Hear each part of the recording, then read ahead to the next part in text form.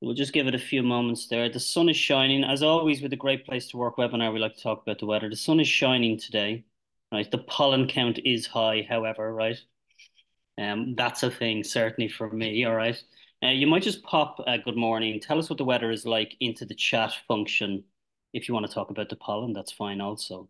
Just to let us know that you can hear us okay and the chat function is working.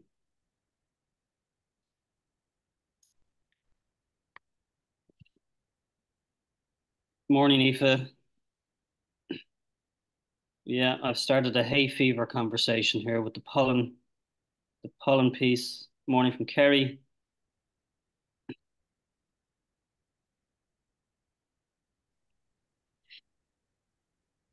Okay, weather seems to be good everywhere. Morning, everyone.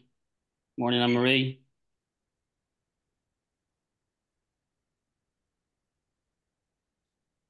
It is overcast in Offaly. Well, hopefully the sun comes out soon. Morning, Robert. Sun is shining in London. So we'll just give it a couple more moments and then we'll begin. Really appreciate everyone taking the time out this morning to join us on this webinar. It's sunny in Cork. The sun is always shining in Cork, the real capital, of course.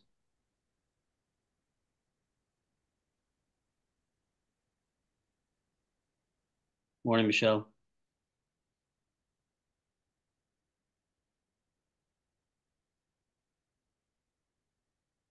We've got a top of the morning from Wicklow. I'm not going to do the voice. I'm not going to do that Hollywood Irish accent voice, but we got a top of the morning. Morning, Neve. Okay. Okay, that's great. Appreciate that. All right. So the chat function is working well, which is great. You can hear me all right. So look, you're all very welcome to this morning's webinar. I know some of you are I've been on many of our webinars before. Some of you are new to the webinars, just to give you a sense as to like we're going to go until 11 o'clock, all right? And we have a really important discussion that we're going to have this morning, all right? But we also want you to get involved, all right? So please feel free to put your questions into the Q&A function and we will answer them as we go and appreciate the questions we got in advance, all right? So this morning's webinar is around the power of language.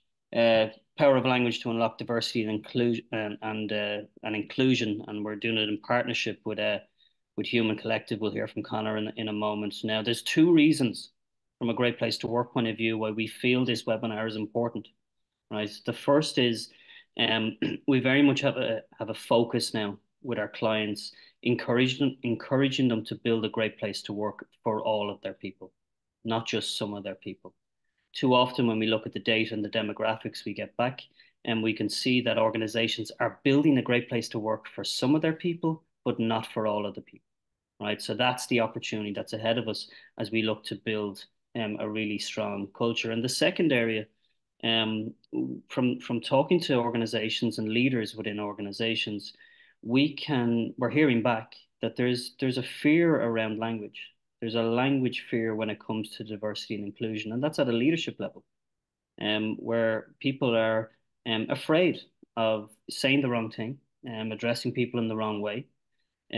Perhaps they've had a conversation and it hasn't gone well, and now there's a fear of it. And if we really want to unlock D&I and build a really strong strategy, it's so important that as an organization we bring a shared understanding around what language we can use, and we really try and tackle this fear that's out there amongst workplaces. So that's what this morning's conversation is about.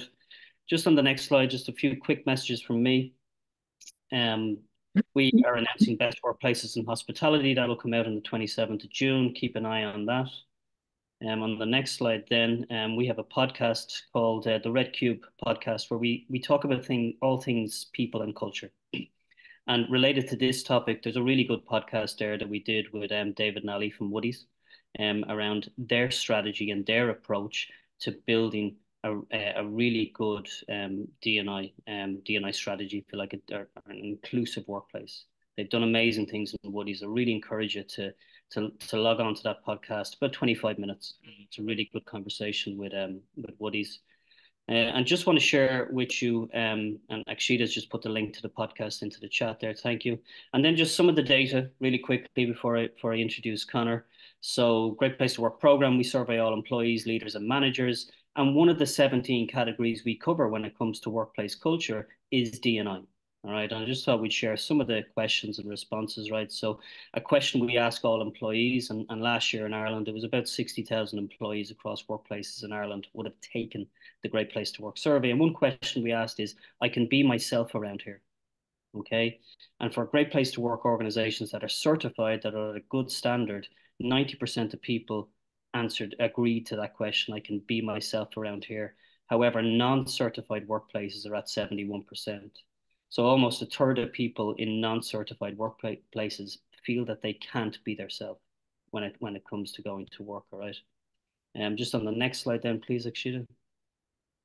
Just two more questions for you. People here are treated fairly regardless of their sexual orientation. 97% of people in agreement in certified companies, 86 in non-certified. And people here are treated fairly regardless of their gender. 94% of people in agreement with that question in great workplaces, compared to 78% in non-certified great workplaces. Thanks, Akshita. Two more questions here. People here are treated fairly regardless of their race, 96%, 81%. And people here are treated fairly regardless of their age, 93% and 67%, right? So the opportunity that we have ahead of us as workplaces is, how do we build a great place to work for all of our people, right? And I want to thank everyone for joining the call this morning. I want to give another reminder just to pop your questions into the Q&A function. Delighted now to hand over to the founder of Human Collective, and just to say I'm trying to model a Great Place to Work Human Collective hoodie here, right? Not modeling as well as Conor is. So, Conor, I'll hand over to you, and thanks to everyone for joining us. Thank you so much, Carl, for the warm welcome. And thank you to everyone for joining us today, because it's 10 a.m. on a Thursday and we really appreciate your time. I believe we do have a record attendance, or up close to record attendance, Carl, for this. We have definitely close to record attendance. We have big numbers of interest, Conor.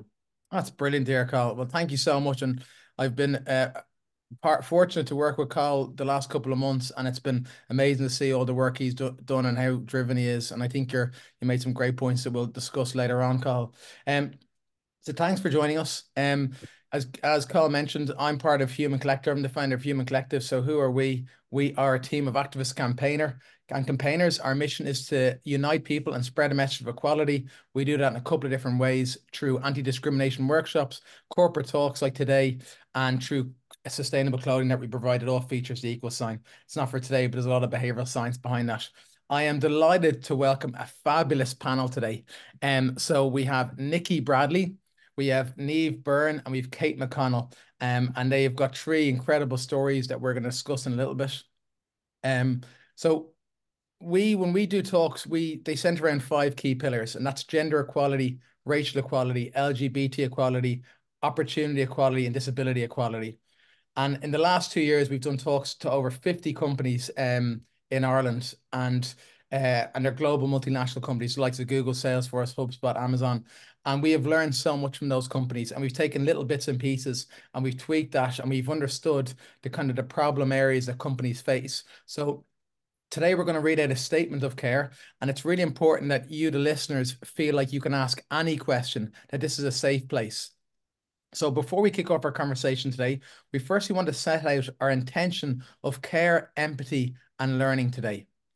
These can be uncomfortable conversations, but our goal is to make people feel more comfortable in having these chats, and for people not to be afraid to do so. Part of this is accepting that we're going to get it wrong sometimes, and we're going to make mistakes. The most important thing is to keep trying to do better and get it right, rather than never trying out of fear, which Carl alluded to earlier. Language is a powerful tool, and one that is constantly evolving. You won't always get it right, but we can always endeavor to do better. This is a safe space today where we can all speak openly, make mistakes, and learn from each other. So please feel free to flood the question box. We will take questions as we go. That's definitely the most how you find this conversation the most beneficial. So I'd like to ask the panel to introduce themselves to start. We'll start off with yourself, Nikki. Hi, everyone. Thank you so much for having me. My name is Nikki Bradley. I'm a motivational speaker with my company, The Motivation Factory. I'm also a disability advocate, an adaptive adventurer, and I work with some national organisations to raise awareness for people with disabilities and to advocate on their behalf. And some of those organisations include Active Disability Ireland and the Disabled Drivers Association of Ireland. So the DDAI are basically the people that provide the blue badge that allow people to park in disabled bays. And yeah, I'm here in Donegal. I was one of the first to put into the chat that we seem to be the only county in Ireland with clouds. Are we surprised? No. Thanks, Nikki. And moving along to yourself, Kate.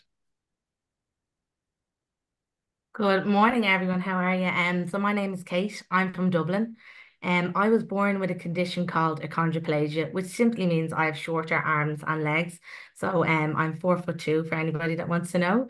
But I don't let this define me of who I am as a person. I'm very ambitious in life. I have a wonderful family and friends to thank for this. I come from a big family of lots of cousins and aunties and uncles, and I'm actually the only person within our massive wider family, but I was never only person who was small, like, but I was never made feel any different. Growing up, I went to a normal primary school, then I went on to a very large secondary school. I always wanted to work in the bank. So from college, then I went to work in the bank. From there, then I went to work in, currently working now in Grant Thornton in advisory. So I don't let anything stop me or get me in my way from being small.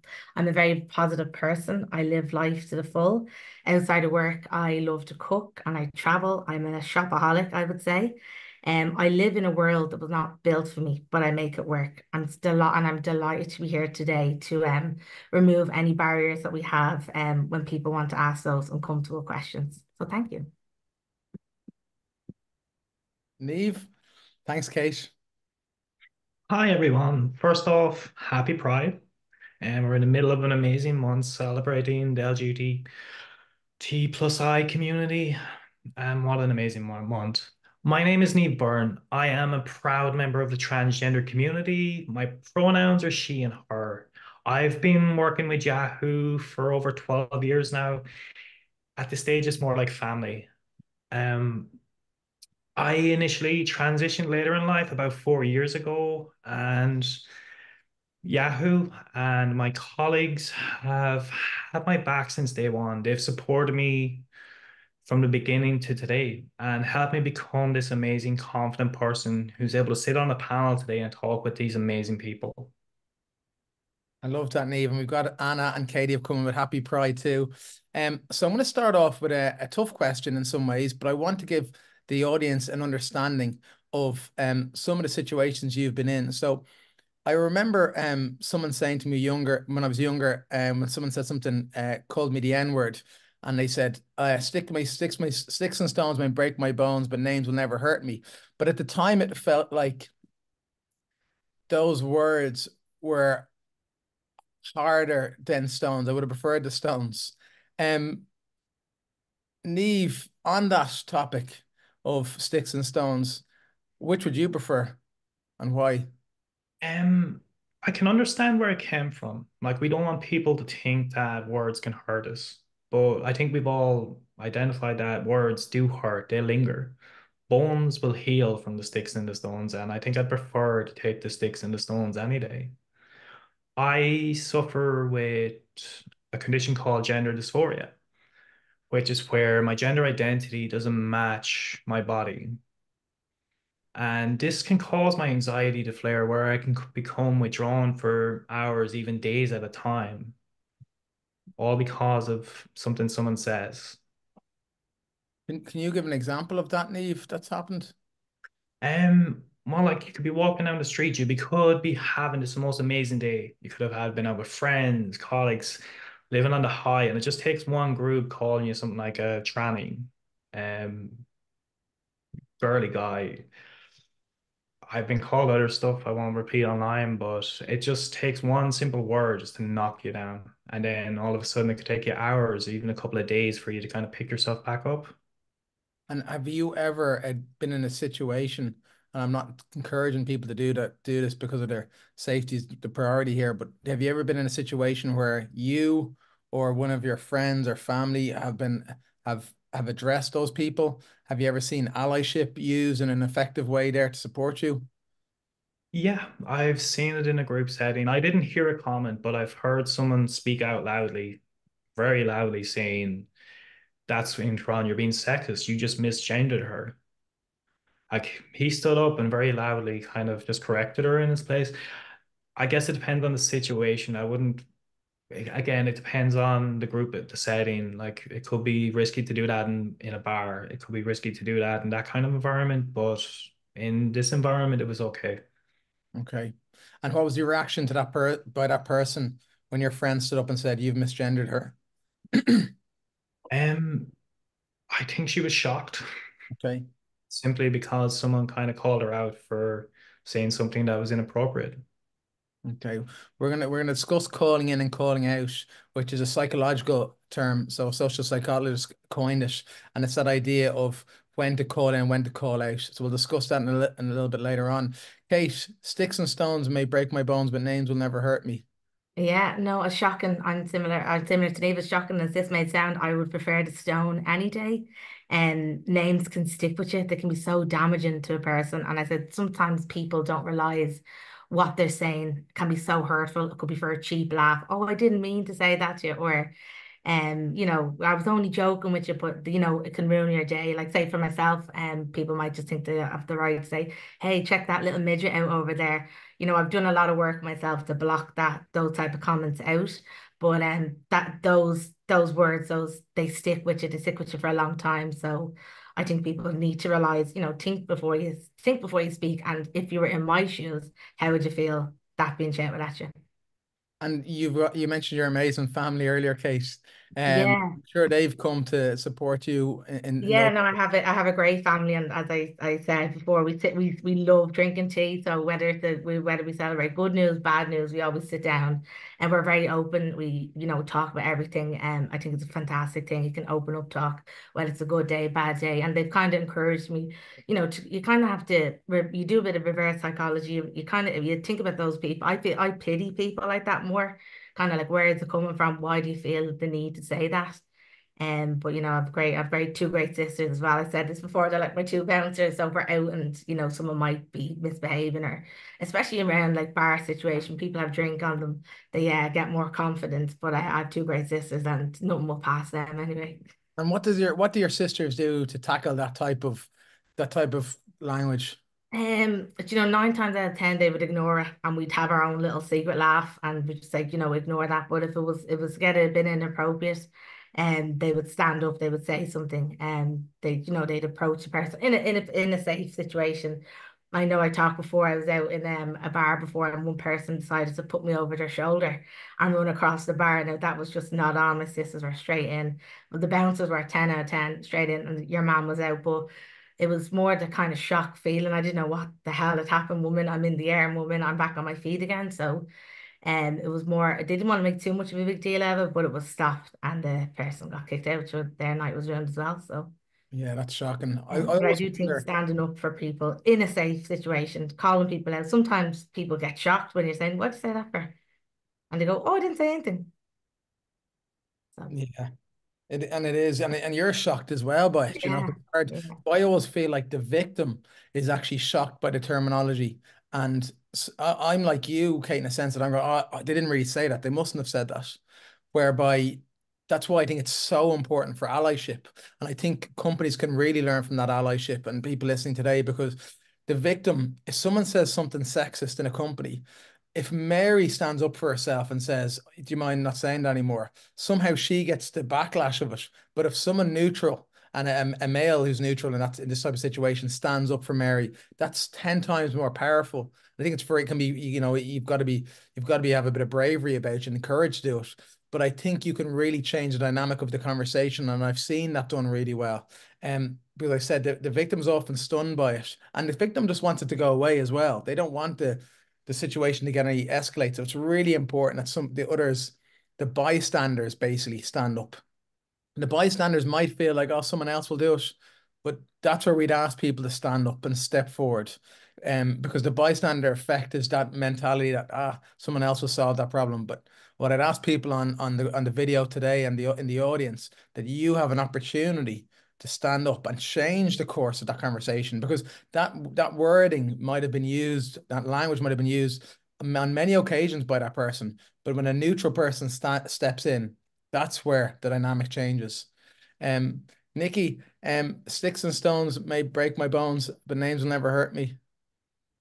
It's funny because I actually made a note while Neve and Kate were talking, and I wrote down the word shock rather than hurt. And it's funny that all three of you have used that word when you were describing experiences. And I do think that I would take the stones if I had to. When people refer to you in a certain way, you as the person that is receiving this comment, I think shock can quite often be the first reaction. I remember being in, I don't know, was it Germany, or maybe I'm not sure where it was, but it was in a different country anyway. And I was getting into a taxi, and the taxi driver turned around and looked at me and realized, just for those that aren't aware, I'm an amputee and cancer survivor, and I've been on crutches for on and off for about 15 years. And when he saw my leg and saw the way I was moving, he goes, "Oh, you're retarded." And he didn't mean it in any way negative. I could tell by the way he said it. It was literally just that was how he was referring to me.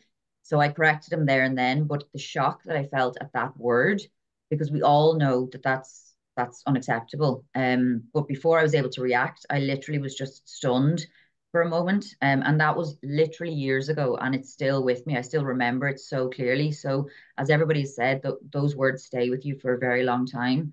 I've also been referred to as handicapped quite often, and even as recently as last week. And I personally would say that handicapped is no longer a term that should be accepted.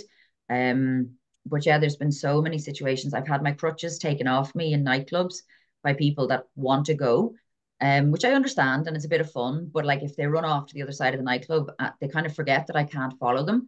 That doesn't happen anymore, mainly because I'm too old for nightclubs.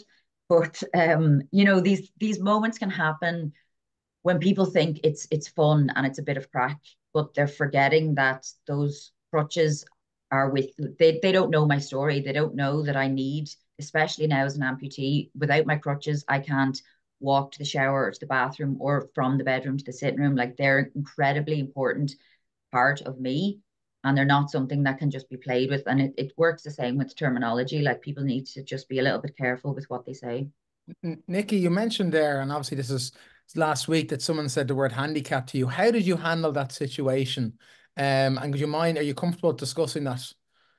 Yeah, so now I've been a speaker for a long time, and I think because of that, it's given me quite a bit of confidence in terms of just speaking up for myself. And when people do say that, I know by their tone if it's meant in malice or if it's meant just conversationally, and it's either a slip of the tongue or maybe it's a term that they always use and they don't realize that it's no longer acceptable. So regardless of where I am or who's around, I will gently educate the person and just say, just to let you know, handicapped isn't really a term that sits well with me. Now the problem is I don't love the word disabled either. And I feel like we're in a world where there's so many different names for so many different things that even I'm confused. I'm not sure. I refer to myself sometimes as disabled, and every time I say the word, I just have a feeling, and that feeling is we need to find a word to replace that. So sometimes I'll say reduced mobility or whatever. But yeah, I've no problem now, in a nice way. I'm certainly not looking for an argument, but to just let people know that certain terms are not okay. So that's the idea again of calling in and calling out. So calling in is when you'd have a quiet word with someone. For example, I was in a boardroom before, and there was an alpha male turned around to me and basically made a really inappropriate racist comment, like wildly inappropriate, referring to me as a monkey for eating a fruit on the table, as a banana on the table. And one of the girls in my team came into the company, came into my office after and said, and she was crying and she said, "I'm so sorry I didn't stand up for you there, Conor." And her name was Laura. And I said, "Laura, it would have been really difficult in that situation to call that senior person out. And, you know, and often, you know, especially we're talking about in workplaces here, how do you tackle that senior person who's probably said loads of those inappropriate comments before?" Well, what I would advise someone to do is, if Laura had said that in that boardroom setting, it would have been really difficult and it would have shamed him, and he would have got on the defensive and tried to control the, you know, the power in the room. But so what I did was, and I would advise anyone to do this is I took that person aside 2 days later. I really, really didn't want to. It was a very uncomfortable conversation.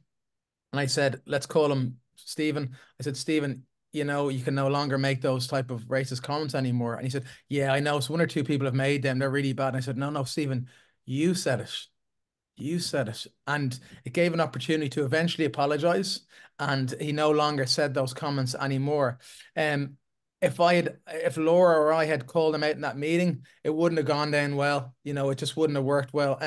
But at the same time, and you know, you got to think about Christmas dinner with families and people saying appropriate things. You know, you don't want to ruin the day, but it has to be tackled.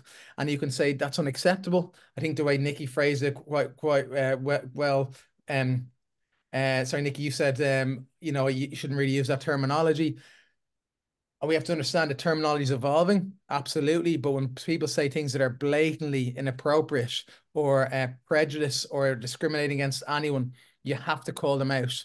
And that's the only way that person will change. Now, the reason of calling it out, so we'd call that calling in, that idea when you have a quiet word with someone. Calling out is when you give a company or a business or an organization an opportunity to apologize and yet they don't do it. So a great example of this would be Gymnastics Ireland.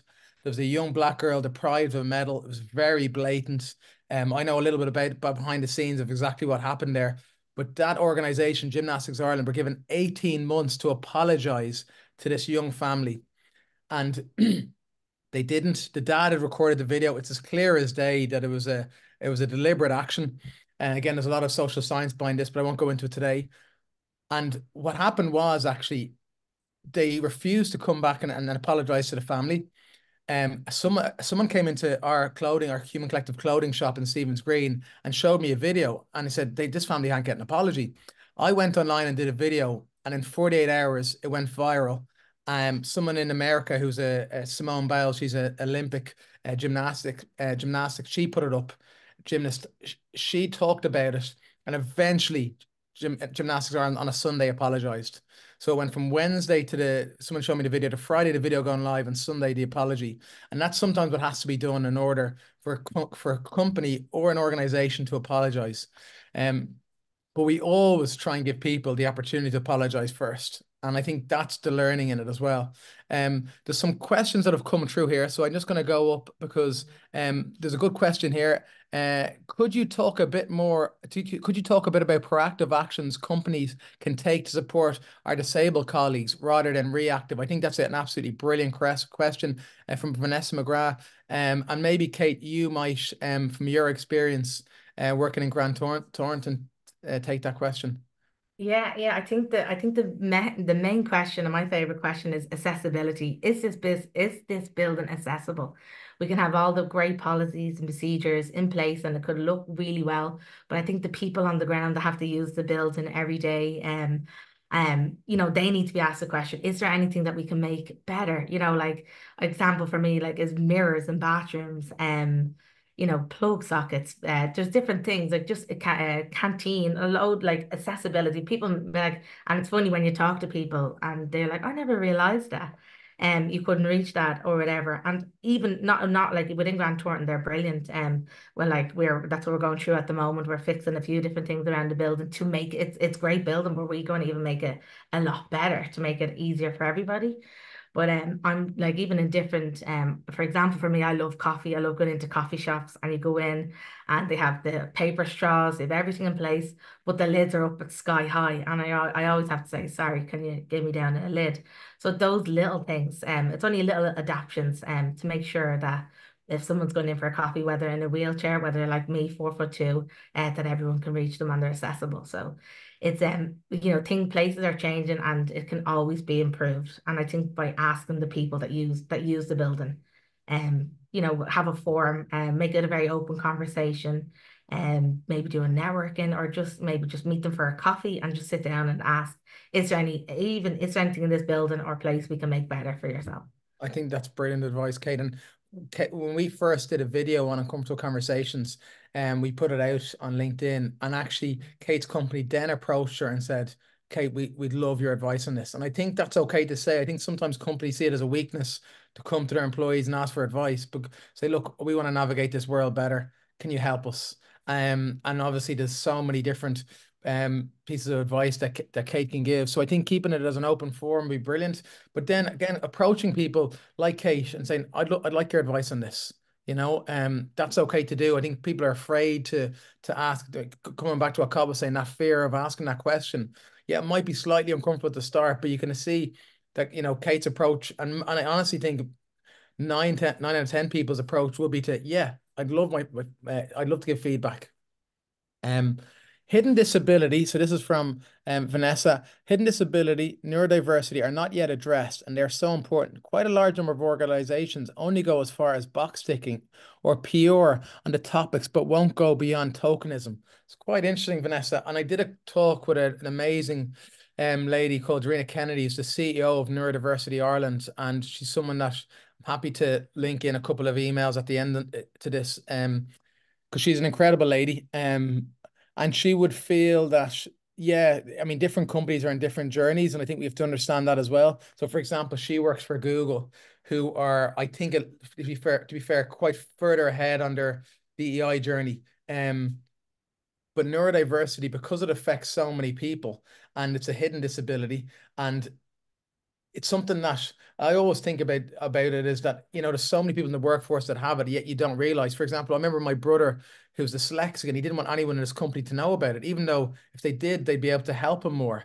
And I think it's again about doing an open questionnaire and having and fostering that feeling that yes, we were open-minded here, we're curious, we're here to help people, and that this won't be held against you. And I think it comes down to individual management and training. Neve, because you work with Yahoo and they seem quite progressive, in terms of training and learning, how would they tackle something like this? So like within Yahoo, we have different ERGs. So we have one for Prism, which represents the LGBTQI plus community. We've also one for the neurodiverse colleagues. We have people who can come together and, share their experiences within the company. Like we have each ERG will hold events where we can educate the rest of the company, whether we get people in to talk about these issues. Yeah, and have you seen in terms of neurodiversity being tackled in the company by the ERGs? Yeah, like neurodiversity is one of our biggest ERGs in Yahoo. Like these are part of us. Like as a company, it's responsible to make sure everyone's protected, every voice is heard within the company. And I think the bigger companies have identified this is so important. These voices matter, these employees matter. We need to make sure that their voices are heard. And when you were transitioning, Neve, and you were set it to Yahoo, tell me about that, because for anyone who's on a call here today who's maybe in a similar situation to yourself, how did they go about it? Because I remember you spoke so highly of Yahoo. Yeah, it was probably the scariest decision I've ever made. Like coming out of my personal life was easy compared to this because your work colleagues, they're your family, they're the people you spend day in, day out with. You see them more than you do your own family at the end of the day. I contacted HR initially, and from the get-go, they were amazing. Like I got a dedicated person in my region, and she made sure I was okay. We had daily check-ins. We had basically the check-ins were so important because they showed that, they were seeing me as a person, not just someone who's transgender. It was, how is Neve doing? So they initially got in touch with our ERG, the Prism, and got me in touch with the two leads. These two leads were amazing. They were kind of like, right, well, what's your pronouns? And I was like, oh, I've never encountered pronouns before. It's something I've taken for granted. It's something I'd never had to think about. And all of What a are sudden, pronouns for the audience, Neve? so pronouns are so important. They allow the transgender community to share our identity with society. Like when I see someone use pronouns on their profile, their bio, their email signature, it shows that they're at least aware of the transgender community. And when I done my transition, and especially in work, they wanted to make sure I was fully supported and that my pronouns were being correctly used. But at the time, I had no idea what pronouns were. So I had to educate myself on pronouns and figure out, okay, which one do I align to? Because I didn't understand some of them. And I had to try to figure out, well, which one represents me? So I started out with they them because I was in the initial stages of my transition, and I thought it'd be easier for myself and for my colleagues, my friends to kind of go along this journey with me. Now I use she and her. And to be honest, there's still some pronouns I don't understand yet. I've haven't met anyone to use them, but I'm actually so excited to meet someone that actually uses these pronouns so I can figure out what this means to that person. So interesting, and so there's so much learning in that, and a fair play to Yahoo and any organizations or anyone. We can, who wants a bit more advice on that or is affected by any of this content. And if you're happy to share your email, it would be great. Because people might have some personal questions they'd like to ask you, if that's okay. That's perfect. I'm Um, happy to help. So we've got some more comments in. Thanks so much for the questions. Topic start at talent recruitment and goes all along the culture and tolerances you create in the organization. Make a part of performance, evaluate employees as well for their skills, to DEIB and accountability of leadership on it. I definitely think that's a really good point. It starts from the top. I think when senior leaders in the room, it changes the dynamic of the conversation. I always encourage senior leaders to be on the calls, even to moderate the talks that we do, or be a panel be on the panel, because that tells the whole company we're taking this seriously and it's not just tokenism. Um, zero tolerance message to anything which impacts our people's right to dignity at work during induction is key, followed by regular workshops and education around becoming conscious of our biases. Absolutely.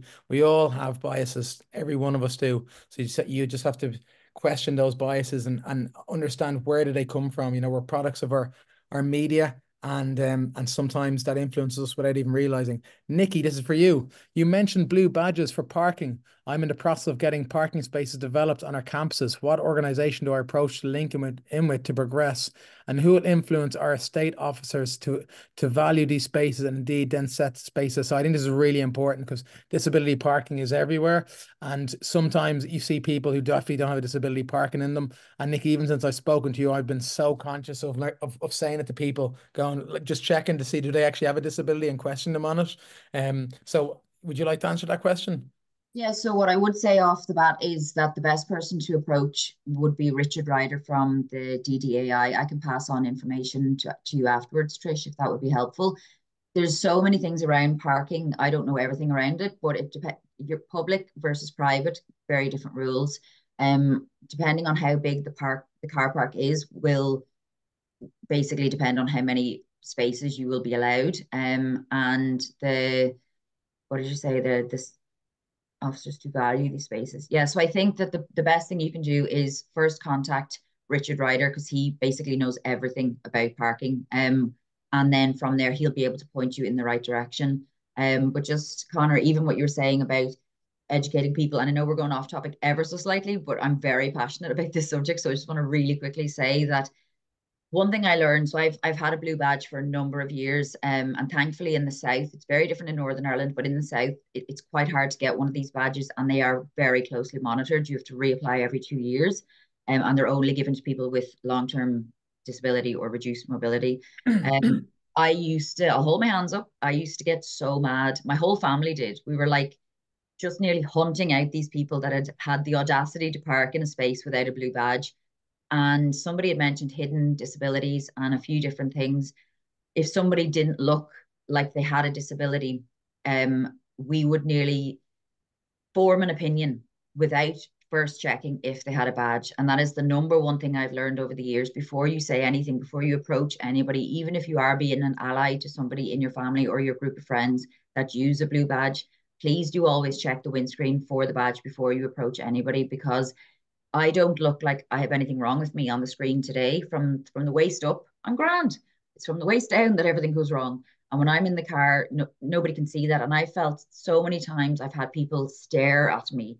And I felt the need to nearly jump out of the car so that they can see my prosthetic leg, or like I'm fumbling to get my crutches so that they can see it. And I stopped doing that about 2 or 3 years ago, because it's not up to me to make these people feel better. So my one piece of advice just on this is always look for the blue badge. And after that, it's basically nobody's business. But if you don't see the badge, how you deal with that is up to you. But yeah, so go back to Trish. I'll give you the information for Richard Ryder, and I think he would be the best person to put you on the right track. Brilliant. Conor, Conor, Yeah. we got a question in advance from Sculpted by Amy. They're in year 2 of their Great Place to Work journey. Laura sent it in. They've just set up a D&I committee. People of different teams are part of the committee, and she's looking for any advice about kind of how to get going, like how to start, where to focus in on. They have the D&I committee together. I'm just wondering, do yourself or the panel have any thoughts on that? Neve? Yeah, I can jump in. I don't work in HR, but I can offer some guidelines. So I think it's important to assign roles and expectations to each member of the committee. And I think it's also important that their managers realize that this is an extra workload that this person is taking on. It's going to mean hours out of their day that they're going to have to commit to. It'll also mean them having to work on late hours in the evenings, possibly weekends, depending on events coming up. And then depending on the role, they may need additional training to be provided by the employer. And because this is an extra workload, like I've seen the people in my ERG, the work that they do in the background in the lead up for Pride, say, for instance, is immense. It means late nights, it means long weekends. So I think offering some kind of bonus incentive for these people just to kind of recognize the kind of work they're doing in the background to kind of put these mechanisms in place for their employees. Yeah, and often, Neve, companies fail to sell the benefits of being an ambassador, being on these teams. Like, Neve, from your point of view, like what are the benefits in being part of a team like this and moving an area forward? You get to help people within the company. You get to share knowledge about the different communities like the LGBTQI plus, the neurodiverse communities. You get to help promote this within your company. You get to be a voice for these people. You get to bring their issues, not just their issues, but their joy, their happiness, the events. It's not all about the negative. It's all like we have to celebrate. Like we have to celebrate who we are. We get to share this. Like it could mean having like drinks in the evening, like going out for lunch, going for a meal, going for a company building event where the ERG brings people in and then invites people from the rest of the company in at the same time to celebrate because we all work for the same company. Yeah, and there's an Thanks. intersectionality there as well, and that's really important. I mean, the ERGs are important and those they're, employee resource group, but I think that intersectionality is important because at the end of the day, we're all human and that's what it comes down to. And I think nearly just remembering that humanity, that empathy, compassion, and kindness side. And I think, whether it's like Black History Month or Pride Month or International Women's Day, whatever it is, I think everyone has to come together and support. I'd also say I'm probably a bit biased because but don't know Amy very well, but she's an inspiration for for that company, Amy Connolly. So I think what's really important is, and again, it starts with the leader, is that I think that the leader should be on the communications. I think the leader should be sending out the emails about it. The ERGs absolutely they're going to drive and they're going to choose what direction it's going to go. But I think communication and not just communication because that can be tokenism, but being there, being present really sends a message to your organization that you're taking it seriously. And then just depending on the organization, we mentioned Google earlier on, some companies having 30 people in the room for a talk is a big achievement. So that's their first step. And we know that small steps will lead to bigger impacts in the future. And again, there's a lot of behavioral science behind that. So just understanding that you're not going to overnight become an incredible DEI company, that you got to get small steps, people to buy in for whatever it is. It might be just attending a talk like this today. In future, you might end up watching a documentary, you might end up reading an article, and then eventually you might end up going to Pride Parade and having a float at the Pride Parade. So it's just that we understand that like we can't force change on people, but we can just slightly influence them. And once we get them on board a bit more, we can get them on board even more. And that's kind of the ideology and the science behind the human collective equal sign, that we were just, let's just get t-shirts on people, let's just get hoodies on people. So once they're comfortable wearing this and what it stands for, equality, they're more likely to step up in the future. And that's where the science tells us. But it's a really good question, and I look, I think that as an organization, I hear great things about them, so I'm sure they'll get buy-in from their employees. Next question there was such an inspiring panel and such interesting and educational conversation. Thank you so much. Do you have any tips on how we can make our company's recruitment process more inclusive while avoiding the appearance of filling quota? Carl's given a great answer there. Sapia gives us 99% unconscious bias from recruitment. Like unconscious bias, you will be so fascinated how we all have it, and it's so deeply ingrained. And I'm going to go quickly tell a story of a 1970s study. It was an orchestra. They had 90% male, 10% female. They wanted to make it 50-50. I'm kind of fast tracking the story because I'm conscious of time, but I was really, really blown away by it. We've an unconscious bias expert on our team who does talks with us in lots of different companies. And so she was telling the story to a company, and for so there everyone wanted the right thing. Everyone wanted to be equal, okay? So they decided to do a bit like The Voice, blind auditioning. So they basically put blindfolds on the adjudicators, and again, it was still like 80-20, still skewed towards more males than females. So then what they did was they just couldn't get it right. So then what they did was they asked both males and females to take off their shoes and to walk in. And only then it became 50-50. So their bias were so inherent that they were judging by the sound of their feet and high heels, and that they were making their judgment on that. So they knew deep down that it was a woman auditioning, it was a man auditioning. So we have to be so conscious of our biases. And I haven't used SAPI. Is that the right name for a call? Yeah, it's Sapia. It's a really good AI tool. It's what Woody's used in terms of taking out a lot of the unconscious bias. So yeah, Sapia, SAPPIA. And you know, there's another team member of ours. He's a brilliant black activist, and he's a lawyer, and he was applying for jobs, and he used his Irish name and he used his Nigerian name, and he got 85% same CV pretty much, 85% replies when he used his Irish name, and 15% replies when he used his African name. So you can see automatically the difference there, just on a CV. Oh. Okay. Conor, Emer is asking about so she's looking to convince the leadership team around it's important we invest now in D&I. All right. Excuse me. I think she's struggling a bit to convince them. All right, which is I think a reality out there in lots of workplaces. Any advice from the panel around what to do, angles, things like that, just to get that leadership buy-in? Nikki, would you like to, or Kate?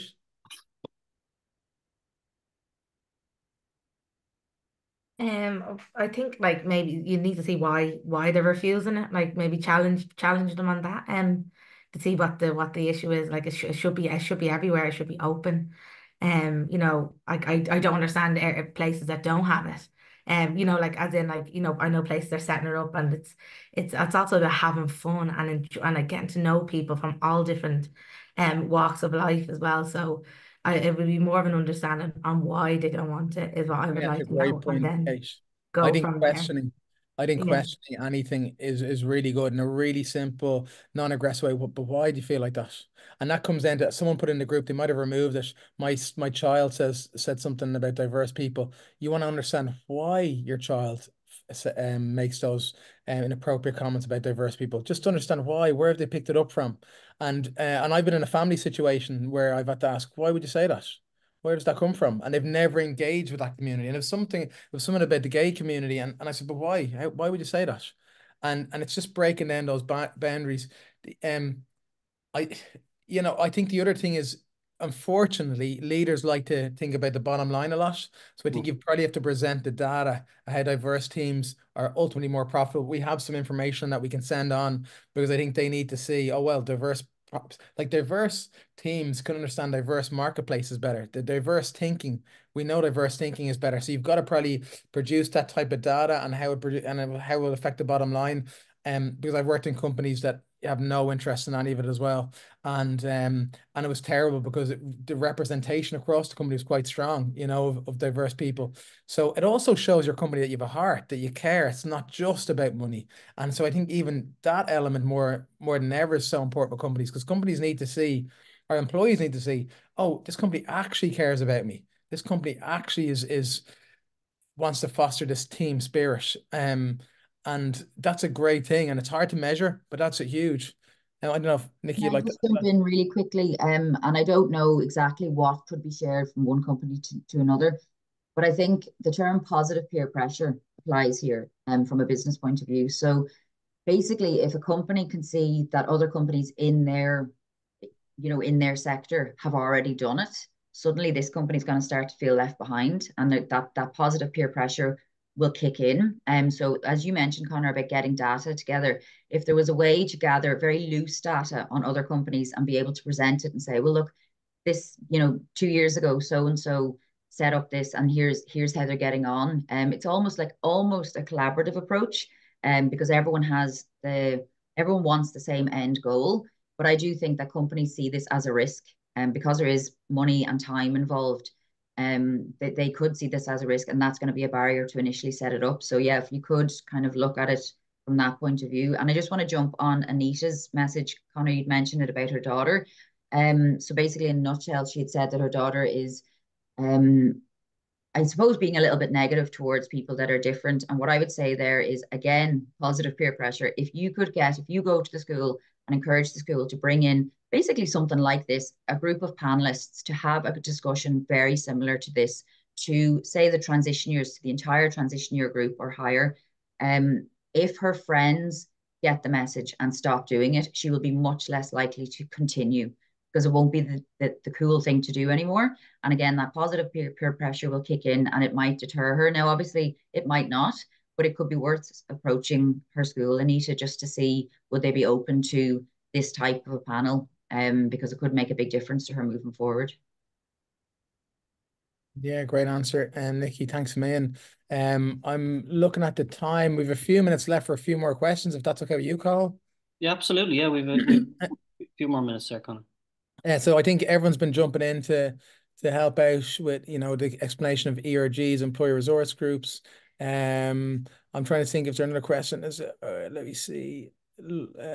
Laura's from Goodbody there. The same can be said for disability sitting on public transport as someone with invisible disability sitting in a designated spot.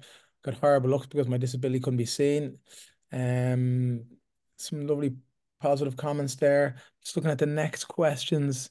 Global surveys demonstrate majority of applicants now research employer brand, particularly around D&I. That's very interesting. And sustainability, impact decision, key attraction. I think a lot of execs believe diversity is good to know. Know the numbers, but just don't invest any time in the agenda and making progress when it doesn't come from the top. It's tough, absolutely. Conor, there was one there. There was one there I thought was interesting from Epi. I'm not sure where Sure. Epi's from, what organization, but she's asking about the difference between tokenism around, Pride days, Pride months, etc., and actually the organization tangibly doing something of value. So I think they've tried a few things. It's come across as tokenism. I'm sure they tried to do the right thing, and just any advice as to how to move Interesting. past. Well, we actually did a pre-call, and it's on our list of questions, Carl. We haven't answered half our questions, but this has been great nonetheless. So my feeling on that is, I did a talk with On Post, and they said, look, Conor, we're going to do a Black History Month talk. 99.7% of the staff are white. And I think, you know what? A little bit what we spoke about earlier. Some companies putting one pride flag out the door is a big step for them, and you've got to respect that they've might have come a long way. So I think it's better to do something than nothing at all. I don't think you can turn around to the company and say, this is my personal view. Oh my God, you're doing this just for this time of the year or just for this time. It's better to do something than to do nothing at all.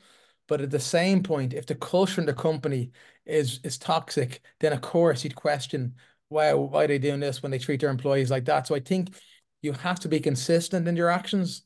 And that consistency can't be just for that 29th of June or the month of June. It has to be for 365 days a year. And I think that reflects better on the company. And then all of a sudden you believe that, look, we're living this.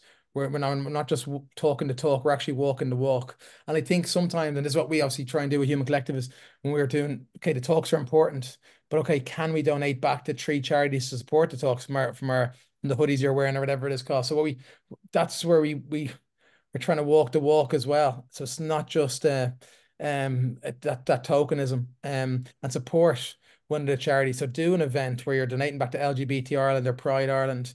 Do an event where you're donating back to SARI, Sports Against Racism Ireland. I think that shows that, look, we're putting our money where our mouth is here. I don't know if any of the panel would like to add anything to that. I just want to jump in before we finish just to answer one of the questions that came in. Is that okay? Yes. So just to answer, Laura, what you said about hidden disabilities and public transport. So I'm not sure if you're familiar, but there's a website called hdsunflower.com. It's So it's the hidden disability sunflower. So it's a lanyard that you can wear. It's a universal thing. When you go onto the website, you pick your own country and then you'll see what to do from there. But it's essentially either a badge or a lanyard that you can wear that is universally recognized. Now, obviously, it's not like a household name yet. Like everything, it'll take time, but it's great. It's great that it's out there and it already exists. So just thought I'd let you know in case you weren't aware of it. Thanks for that. Conor, we might just have maybe a wrap-up question for each, right? Oh, yes. This is what I'd love. Yeah. So my last question is, what's the one take home you'd like to give organizations today listening to this call? For me, I think it's just it's a simple one. Just remember that we all come in different shapes and sizes, and not one size fits all. Don't have a fear of asking the question, ask it in a right way, especially around accessibility. And if there's one thing you can do, and to yourself and to everyone else, is just be kind. Lovely. Yeah. If I could jump in just to say that quite a lot of people in the comments are in the process of setting up various groups and committees. And what I would say is don't let fear be the thing that stops you from taking that first step. It doesn't have to be perfect. It's, done is better than perfect, or whatever that expression is. But take those first couple of steps, learn as you go, rather than sit and try and have your strategy absolutely perfect before you've done anything. Learn as you go. People will understand. We've always said, we've mentioned this numerous times throughout these panels that we've done, that if something isn't done in malice, people are very forgiving. So if you do make mistakes, people will understand. They'll just be grateful that you've taken that first step. And I think for myself, it is change starts small. It doesn't all happen overnight. It starts with a conversation like we're having today. It starts with you joining us and listening to our conversation. Like Conor says, it could be simple, putting the LGBTQIT plus flags in your window. That's where we start. We start with a conversation. Yeah, I really love that. I think the small changes lead to bigger impacts. You're not going to change something overnight massively. There's this famous study done in America about driving safely. They wanted neighborhoods to drive safely. They went to one neighborhood. They asked them to put a big sign in the driveway saying, "Please drive safely." Everyone believes in driving safely, but everyone said no to this big ugly sign in their driveway. They went to a neighborhood down the road and they said, "Would you mind putting a small postcard in your window saying drive safely?" And everyone agreed to put the small postcard in their window. And you can understand, small postcard, big sign. They went back to the neighborhood who agreed to put the small postcard in their window, said, "Now that you've put that small postcard in your window saying drive safely, would you erect this sign in your driveway saying drive safely?" And 45% of people agreed to do it. And why is that? Because they already made a small commitment. So if you can just get people to make that small initial commitment, they're more likely. And we know that people who would engage with, like I said to one of my friends, "Why do you think this group of people we know that are very well educated, very good jobs, why do you think they come out with this type of racist, sexist uh terminology or conversation?" And he said, "Because they've never really engaged with people outside their bubble. So we try and get people to engage with others because we know that they naturally become allies because they naturally understand them that's what empathy is. It's not pity. It's putting yourself in someone else's shoes and understanding them. So look, I'm gonna, if anyone wants any questions for the individual panelists, you'll find them obviously us all on LinkedIn, but I'm just gonna put on my email address if you need any more information. And I really believe that, like, we're talking to the converted on this call, but it's about getting the other 70% of people in the room interested. And sometimes it means that, like, I always think about disability because any of us tomorrow could wake up with a disability. And I always think that's a place where we should start with in a way. Because I know, even as a mixed heritage person, that no, you're not going to wake up tomorrow black. So I don't force the Black History Month talks, but I think disability talks is a great way to start. Because that's something that can affect us all. And I really believe that in the current climate, it's really important to have these conversations. The last thing I wanted to say is, and I'm sure you might have seen, is that, an amazing athlete there, Rishad Adeleke, she received a lot of racial abuse. And that is something whereby, if you're in the presence of people saying, "Well, she's not really Irish," or that type of thing, it's such an offensive comment to say that. And, again, if you have the opportunity to stand up and say, that's not fair, that's not right. You can change that person's conversation and that person's mindset. So please do take that opportunity, whether you're a company trying to get your senior executives on board. You know, Martin Luther King, it wasn't easy for Martin Luther King, but he had to change a lot more things than we had to change. You know, all these brilliant people's agents of change over the last 50 years. Think about how hard it was for them to change, to get equal votes, you know, to get people recognized as human beings, what they've had to do in comparison to what we have to do. So, you know, I'd ask everyone to please, you know, stand up and challenge in a good way, you know, question and challenge the people that are pushing back. Conor, thanks a lot for that. Just in terms of wrapping up, and there's been so many messages, right? I'm not going to go through them all around. Thank you to all of the panel, right? But thank you to Conor, Human Collective. Thank you to Neve. Thank you to Kate. Thank you to Nikki. We really appreciate your time. We've obviously thank you to the Great Place to Work team, right? The work is ahead of us, right? The opportunity from a workplace point of view is how do we build a great place to work for all our people, right? That's the opportunity that we all have ahead of us, right? There's a lovely message here from Amy, and we'll finish on that. Thank you all. Your bravery and confidence is phenomenal. Guest speakers sharing the stories like yourselves and my experience is the most impactful way to change mindsets. So thank you so much. Excellent session. Conor, you're a great facilitator. Don't let that go to your head, all right? But listen, thank you to everyone for joining us. Thank you to the panel. All right. This was a great start. Thanks for being part of the conversation. And listen, I hope you all have a wonderful day. Thanks a lot.